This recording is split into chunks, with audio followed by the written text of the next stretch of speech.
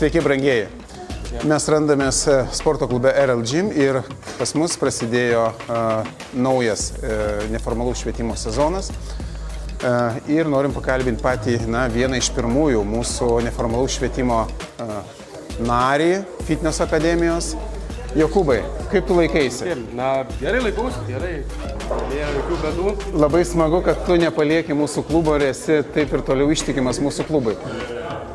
Noriu paklausti, kaip tu jautiesi pas mus klube? Gerai, jokių priekaištų, nežinau. Linksma atmosfera, viskas gerai, dirbu.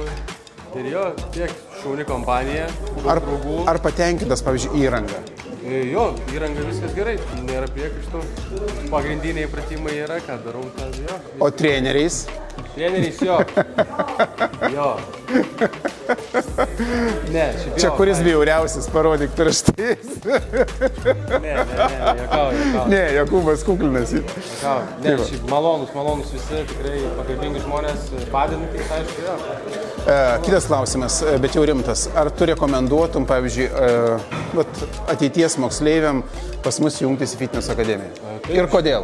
Taip, žinoma, kaip pasakau, čia atmosfera, padedantys žmonės, tikrai bendradarbiaujantys, visi draugiški ir aplinka tiesiog atmosfera, daug bendramžių, galima taip pat ir draugų susirasti, kad sveika gyvensina.